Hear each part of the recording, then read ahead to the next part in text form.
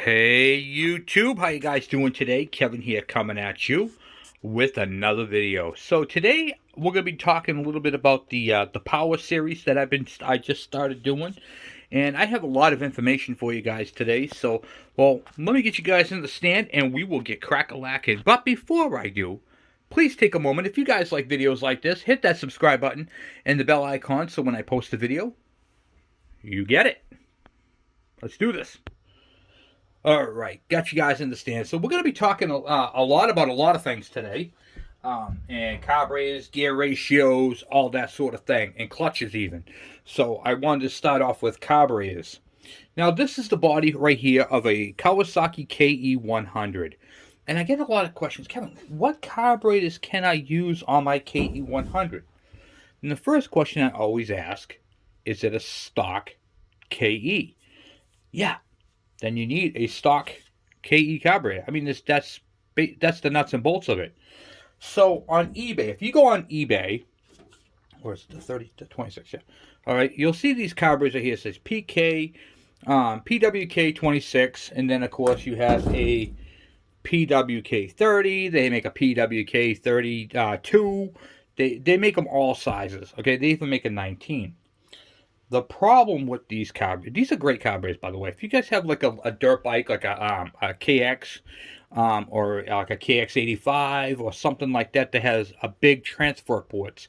If you guys remember the video from the last power series I did, we talked about transfer ports, which are these right here on the ends, and you can see how robust they are.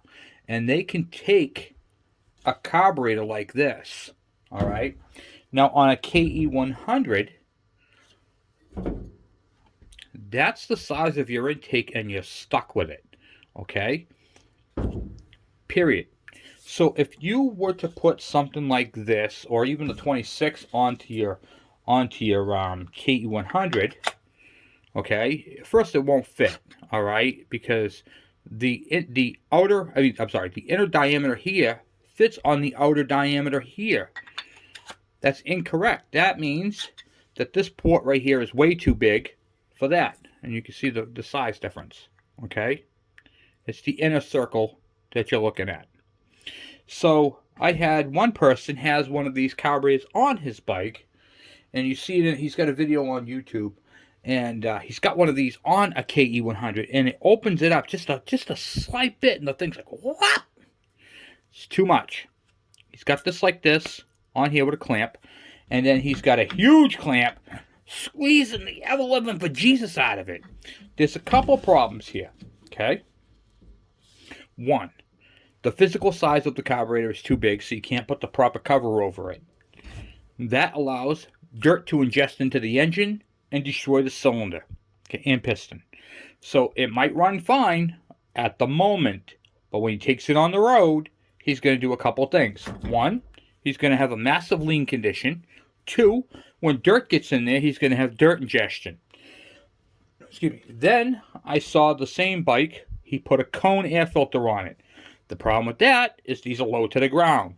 So as this bike is running and he drives, he hits a puddle. Guess where the water goes? Into the air filter, into the carburetor. Bike starts running like crap, and now he's got water. What does water do? Water and oil separate. They don't mix. So what happens is it burns up the crank bearings, the piston, the cylinder, everything in between. So these carburetors do not fit.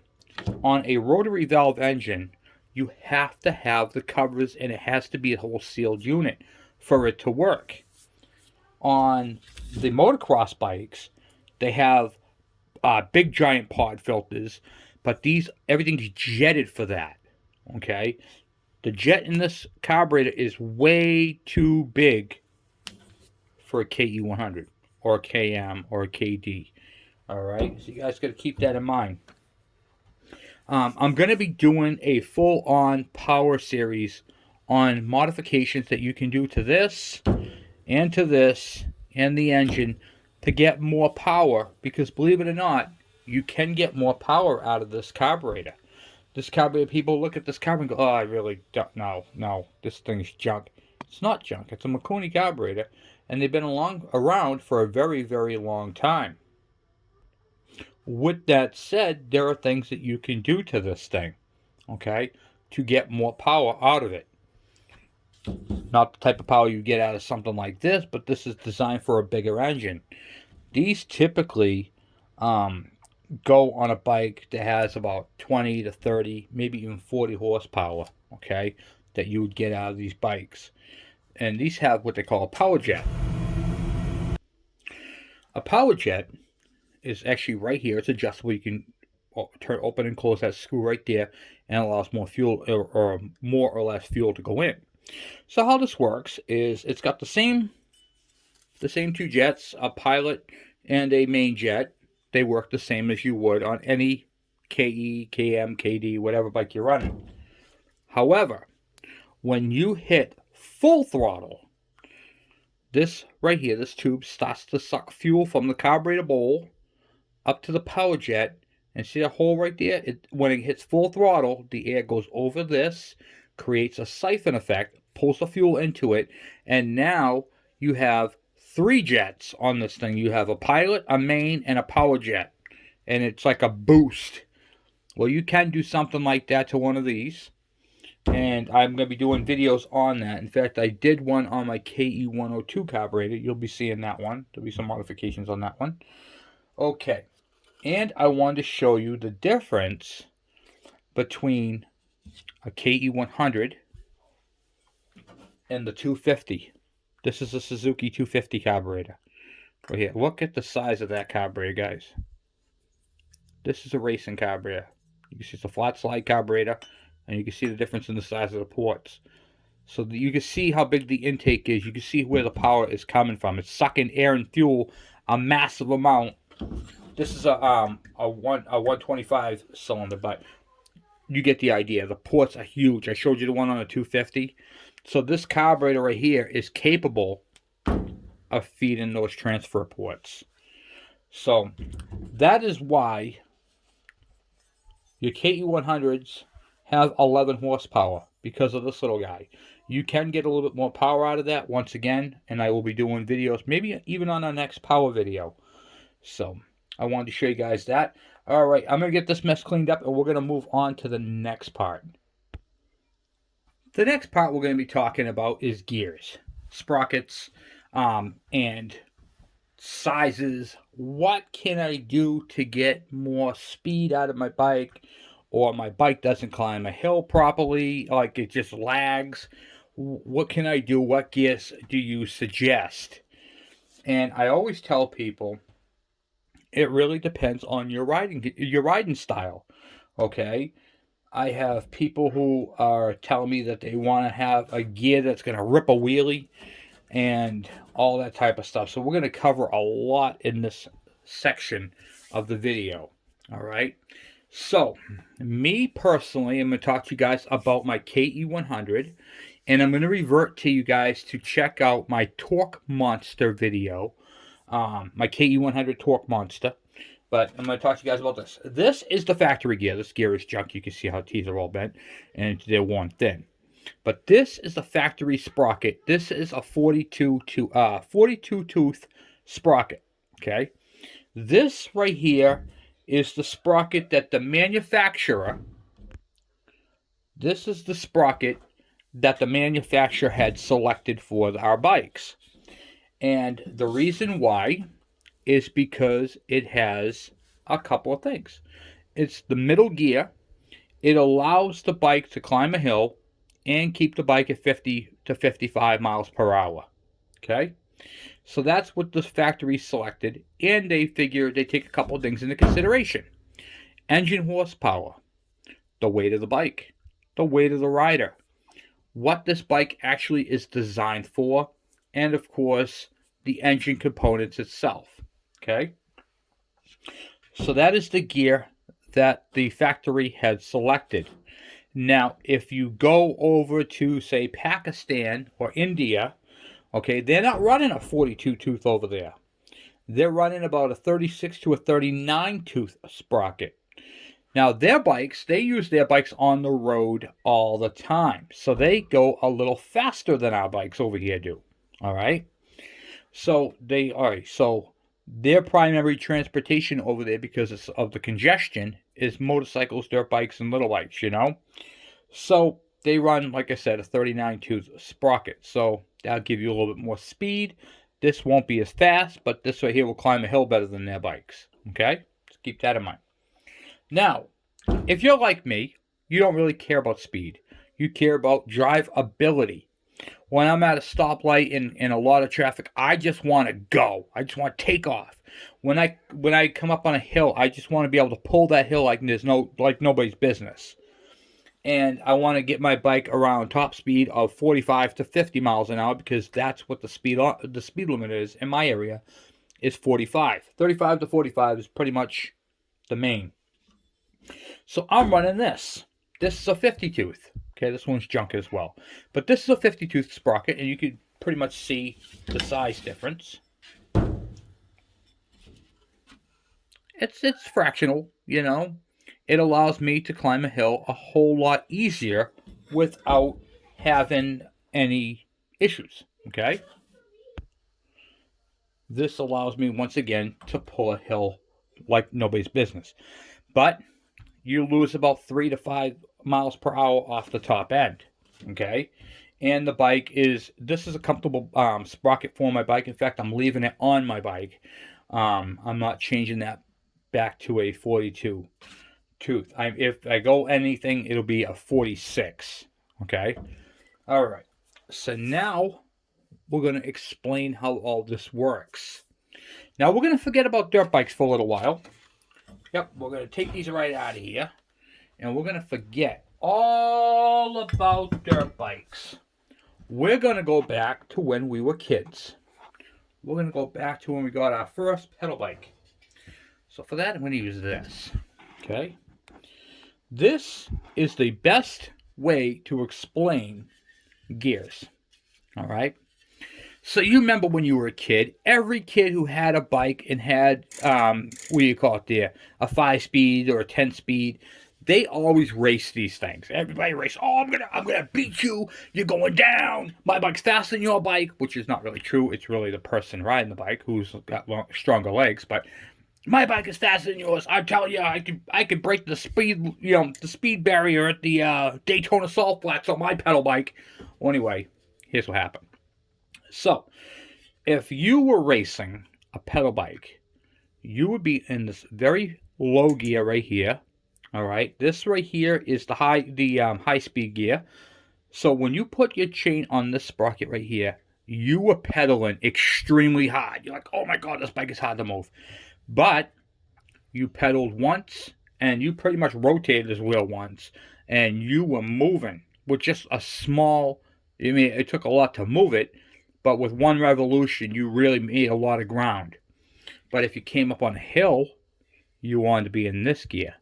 Okay, when you were coming up on a hill.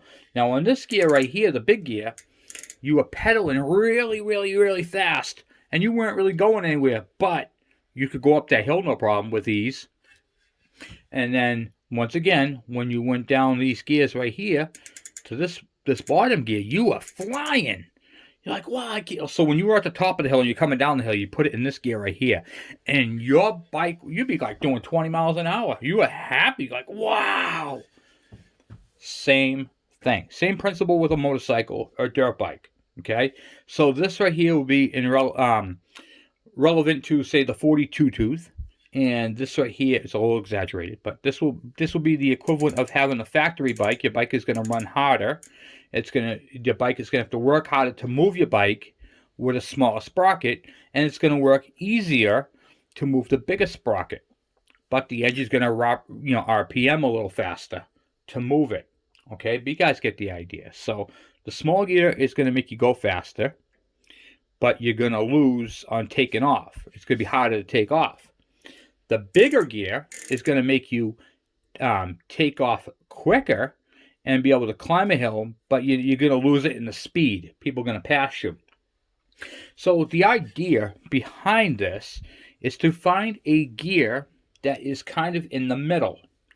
So what Kawasaki did is it's mostly flat overseas. They do have hills, but where they're going to be riding is going to be mostly flat. So they keep that in mind So what they do is they put a small gear on there because of the traffic. They're going to be in traffic, all that type of stuff. But if you buy a bike for the hills or high elevations, you're going to want a bigger one. Okay? So on a bike, this right here would be first gear, and then this right here would be fifth gear. Okay, so that's how it is. So whenever you took off on a bike, you start off on the big gear because it would be easy to take off. And then as you got the bike going faster and faster and faster, you drop down the gear, down, down, down, until you hit fifth gear. Okay? So this principle that I'm showing you on a pedal bike is the same as a dirt bike. Now, with that said, this is a motocross wheel. Okay? These things are huge. Look how big that sprocket is. Now I'm going to show you how big it is in comparison to a KE100. So here is that 42 tooth sprocket. And well, I'm just going to put this right up to the top here. Like that. And you can see how much bigger it is. Ain't that crazy, guys? Look at that. And now I'm going to show you in relation to my 50 tooth sprocket that I use on my KE100. So the sprocket on the motocross bike is absolutely enormous. And the reason for that is because this is the sprocket that's going to carry them up those high ramps and up those jumps. If you want to know how they are able to do all that, it's because they have 30 horsepower that can turn this gear, which is about what a small motorcycle would have, like a, like a 400 cc. Okay, they can do it with a lot less. But anyway, this sprocket is gonna carry this bike up the ramp, over the jumps, through all the hurdles. Everything it has to do is going to be this big giant gear. This is the heart and soul of a motocross bike. So it is extremely imperative that they have the proper gear ratios, the proper power, the bike is tuned. Okay, this is literally a motocross tire. It says right on motocross. All right, and you can see the knobs. So this engine that's moving a motocross bike doesn't just have to rotate this big giant gear, this heavy wheel and tire. Okay, and it's all aluminum, but it's heavy. When you see this, look at the size of these lugs. Okay, these lugs literally have to dig into the dirt to propel this bike. All right, you're talking a massive amount of stress and torque applied to this wheel to get this thing to move. In fact, what they do in motocross, I wanted to show you guys this. I thought you guys would like this part. Okay, there is so much power exerted on this rim that they've taken mechanic wire and they tie up the spokes together on each one of the spokes. They tie them together with mechanics wire because this bike has got so much torque, it actually flexes them. So by taking mechanic wire and twisting them together, holds them, it stiffens it up and allows this power to be taken from here and moved to the outer part of the wheel to rotate this bike. Okay, and such a quick, powerful, exertion of power. That's what they do. So one of the motocross things that they do is, once again, they tie their spokes together with mechanics wire, and that stops them from bowing out. That stops them from flexing. And each spoke is actually, when you make them like that, you're making this one spoke, these two spokes into one spoke. So now it's stronger, thicker, and harder. And these are pretty thick spokes to begin with. So that is a pretty cool thing. And this is an all aluminum wheel. Okay, so they use aluminum wheels because they want to make sure that they have, that they get this tire as light as they possibly can, as strong as they possibly can, and they put the biggest gear on there to get the most torque out of this tire.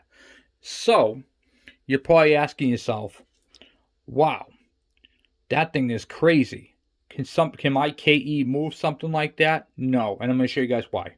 And I'm actually going to do one more thing, because I don't want to keep moving this up and down. If you look at the sprocket, it is literally bolted, 6 bolts, to the hub. This hub does not flex. There is no movement on this. In fact, it's bolted right to the flange in the back here, okay? So this sprocket is one with the hub, all right? So this bike right here is easily able to do wheelies, jumps, hurdles, whatever is in its path. This wheel is brute force, and it's going to go directly over it. And now I'm going to show you why our KEs cannot. Okay, so here is a Kawasaki KE wheel with hub, okay? You will notice that it has these rubber pucks, okay? What happens is, when we put these wheels together, you got those four little stanchions right there, and they fit inside those pucks, like that. Now, can you see how I'm moving the wheel back and forth a little bit? The hub back and forth? It's not solid. Hold on a second.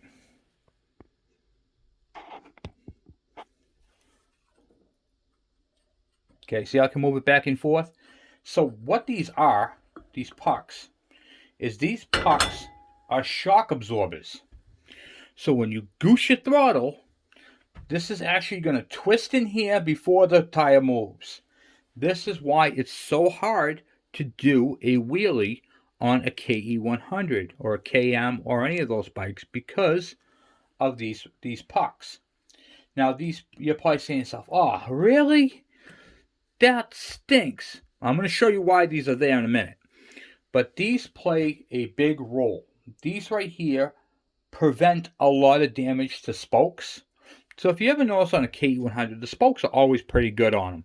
And it's because of this dampening system, because the torque is shock absorbed here as opposed to on the spokes. All right. So this bike was designed for longevity. And when I tell you guys it's really a souped up scooter, it is. It is a souped up scooter, and I say that because it's 11 horsepower, it's a small bike, and you're not going to break any ground speed records with it. I mean, even with that little gear, if that motocross bike had a gear like this, do you know how fast that bike would go? It would be sick. I mean, you hold on. That thing would just, oh my God, it would boot so bad. It would go so fast. And that's because of its power. Now, 11 horsepower. So what happens is when you goose the throttle, you get the torque inside of here. So the rim, this right here, actually, picture yourself trying to drive in a big stake, okay? And instead of using a hammer, you're using a rubber mallet. Every time you hit that stake, 90% of your power is lost because you have no hit. There's no initial hit, okay? Same thing with this. These pucks take the punch out of it, okay? Now, with that said, there is another modification that you can do, and these are rubber pucks, okay, and they have a lot of spring to them. You can literally fill these in. You can take these out and use a polyurethane like they make engine mounts with. Okay, so what you would do is you stick your bolt through the other side. You'd fill this all in with, polyurethane rubber. And then you would put your hub on there so it could all dry as one unit. That right there would stop this thing from going back and forth. The other thing you could do is leave your pucks in there, clean around the rim, and have the hub itself TIG welded all the way around. But you'd also want to TIG weld the bolts, which you'll be seeing a lot of that too. I'll be showing you guys that because I'm making a solid rim for my KE102. So on my KE102 build, you'll be seeing that video where the hub and the wheel become one instead of two, because this right here takes a lot of your power away. So if you're always wondering, Kevin, how come I can't do wheelies with my KE100 like my friend can with his Suzuki 100? Because not all of them use these pucks, and if you have a wheel that uses these pucks, you're losing power. It's just it's lost. It's literally lost power. All right, and now I'm going to show you guys why these are here. I know it sounds like I'm really knocking these bikes, but I'm really not. I'm just trying to show you guys what these bikes and how the different designs affect the power, performance, and what you're expecting of the bike. Because a KX100 is literally a motocross bike, where a KE100 isn't. And now I'm going to show you the reason why we have the pucks, why the bike has the sprocketing that it does, and why you can't overdo it, okay? So for this, I'm going to show you guys, this is the clutch setup right here for a KE100, KM100, KD80. It is literally a 4-disc clutch pack, okay? So you have 4 clutch discs, friction discs. I might have grabbed an extra one, who knows? Okay, yeah, so there's 4 of these, and you can see how tiny they are, okay? So this is your clutch real estate. This is what I refer to as real estate. And then these little guys right here grab your basket, okay, and return them. So when you're looking at it, you have 8 spots that are grabbing the basket. And then this is the little bit of real estate right here. So all your work is done here on these ends. And then these right here are just squished together. So when it's all said and done, you have 4 tiny little clutch discs.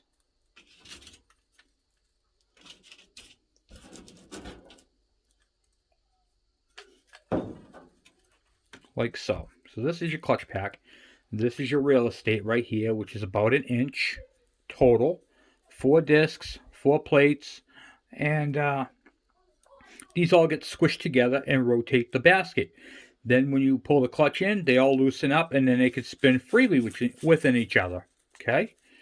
Now I'm going to show you guys what a bigger bike would have for a clutch, like the 250 or the 125s.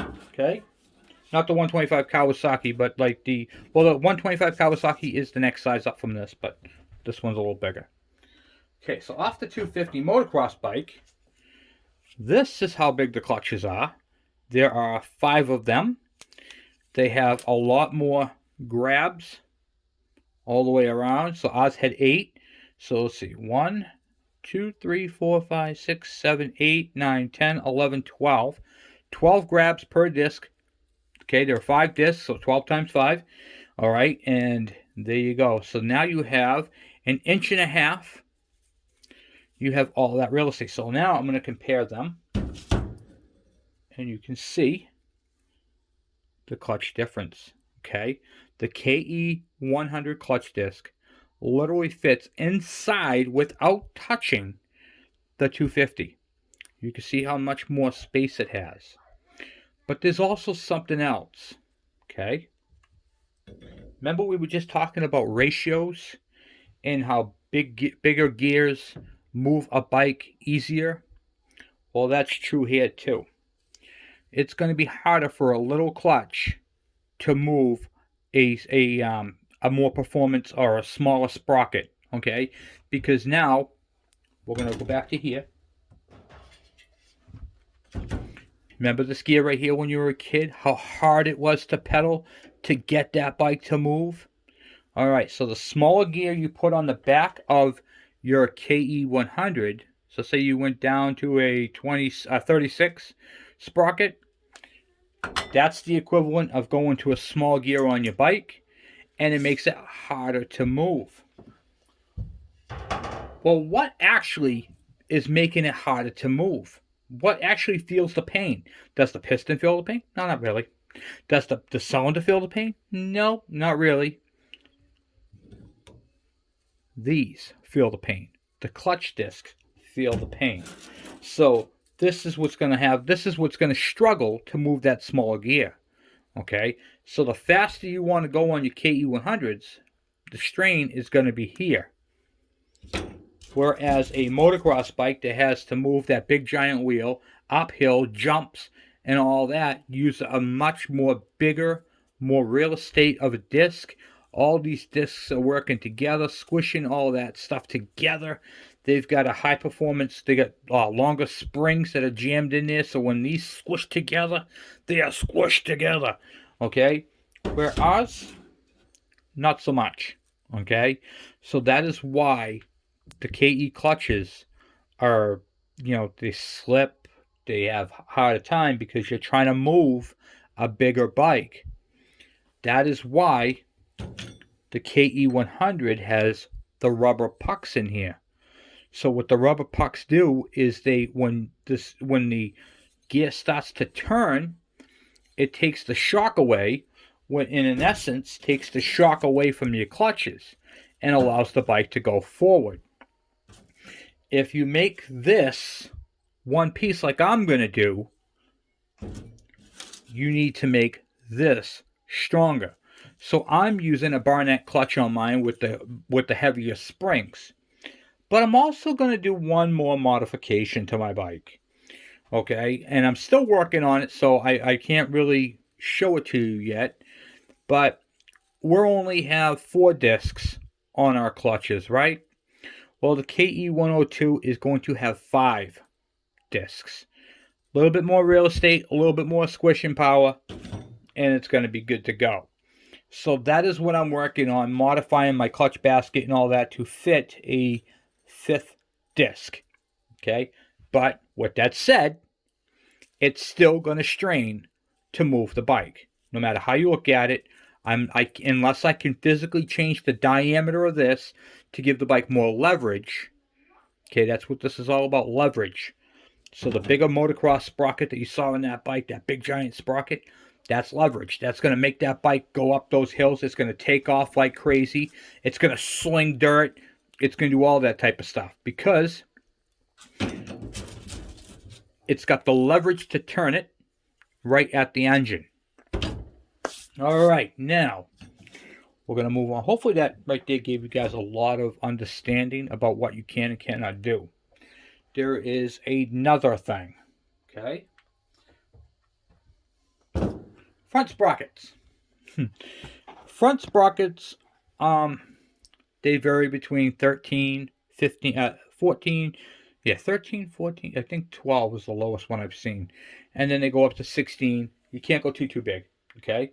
On the KE100, it has a 15-tooth sprocket. This is for a, what do you call it there, a KV100 or a Trail Boss 100. But we're using it for example. This is a 15-tooth, okay? So you have a 15-tooth in the front on your KE, and you have the 42.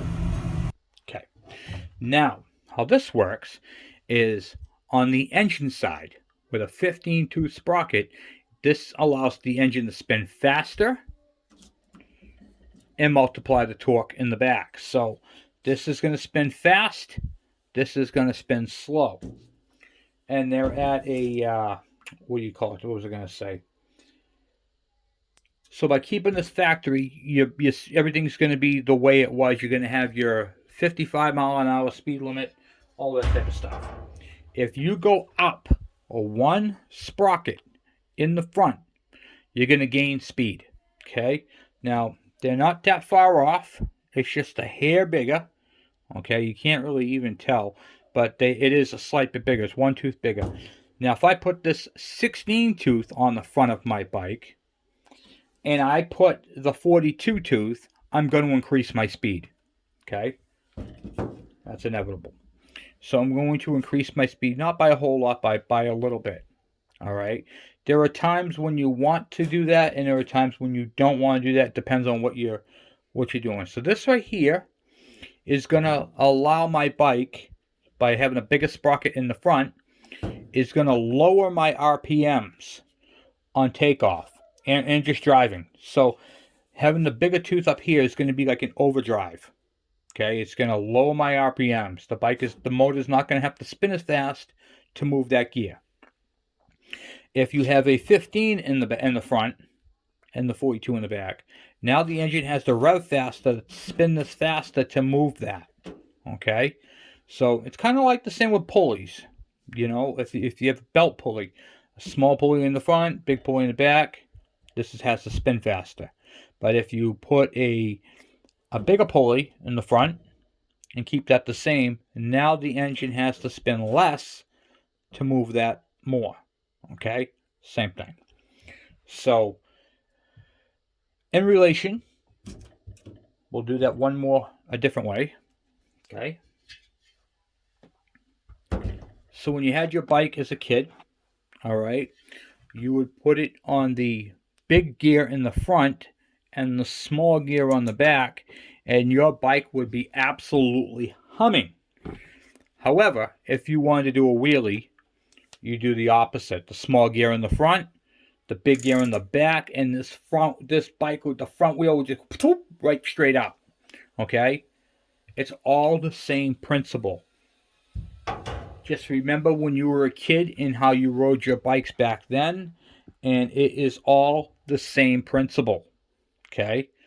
So I just wanted to show you in this video where your power is, where it's made, where it's lost, and we're going to be doing some modifications and showing you guys a little bit about what you can do to offset some of this stuff. So tonight is Two Stroke Tuesday, so I'm hoping to see you guys there.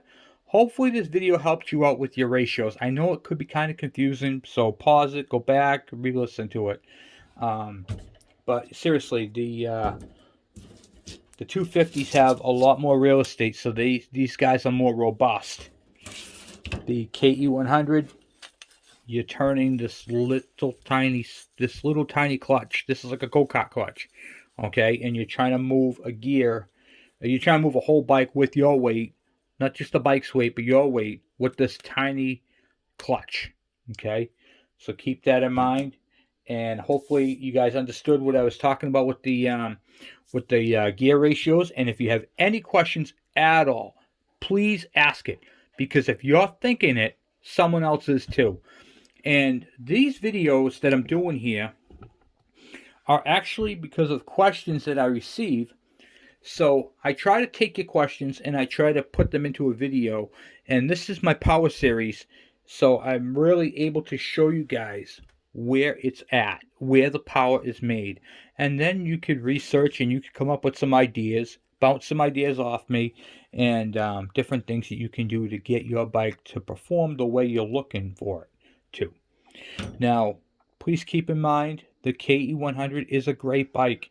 And I know that when I'm talking about the KE100, it sounds like I'm degrading it. But what I'm doing is I'm actually comparing it to a motocross bike, okay? And the reason why I'm comparing it to a motocross bike is because people get on a KE100 and they see the lines of the tank and the body and the seat and the shocks and the two-stroke and the exhaust and everything else. And the automatically impression of the bike just by looking at, like, wow, this is a really cool bike. I wonder how fast it can go. And remember, it's not always about speed, okay? It's about what you want the bike to do, what the bike can do, and somehow you guys have to meet in the middle. And I had people, they go on a KX100, and that's a 30 horsepower bike. It's a 100cc. Well, can't I just use a carburetor from a KX100 on my KE100 and get that power? No. The intakes are different. The transfer ports are different. The stroke is different. The piston diameter is different. And there's so many variables that give that bike the power that it has. So, once again, these bikes are designed for street, moderate trails. And if you guys look at this bike as a scooter, that's capable of off-road, you're going to understand the bike a lot more, as opposed to looking at the bike and going, oh, I got a dirt bike. Well, it is a dirt bike, but it's not really, it's not a performance dirt bike by any stretch of the means. It is literally dead bottom of the list as far as dirt bikes are concerned. So, and it's a bike that allows you to go on it. And a couple of things with this bike was designed for street more than off-road, and it's emission riddled with its exhaust, with the baffle that it has in there. The baffle that's in these bikes are flat. There's not really much of an expansion chamber, if you will. The carburetor is jetted to compensate for that. So there is a lot of power left on the table because of the emissions. And I hear people over in like Pakistan or India or the Philippines, well, my mic goes a lot faster because your emissions are lifted over there. You don't have the emissions that we have over here, and these bikes are literally riddled with it. Whether you see it or not, it's in there. So they take all that. In fact, it tells you right on the exhaust. If you take your panel off, it'll tell you about the emissions and all that type of stuff. Um, so, but you can get more power out of these bikes, and that's why this channel does what this channel does. So I can help you guys get the performance that you guys are trying to get out of your bike, or at least as close as I can to it. But once again, I'm not degrading the bike. I just want you guys to see the bike for what it is and what it was designed for. Once you understand what the bike was designed for, you'll understand how to properly take care of it. This is not a hammerhead bike. You don't just get on this bike and think you're going to rip a wheelie and ride down the street on one wheel. You can do a wheelie on a KE. You absolutely can. But this is what's going to be, you're going to be replacing this sooner than later. Keep that in mind. And if you're a heavier person, I would recommend, like me, I'm close to 200, and I will tell you, being at I'm 189, and I'll tell you this, the biggest sprocket in the back helps with that. Okay, if you're a small person, 150 or below, this is the best gear for you. Okay. And remember, your whole purpose of this bike is to take the load off of this. If you take the load off of this, your bike is going to do well. All right? So anyway, guys, I will see you guys tonight at Two Stroke Tuesday. I'm going to go edit this and hopefully get this thing up really quickly. So anyway, guys, I will talk to you guys later on tonight. Until then, have a good one. I'm out.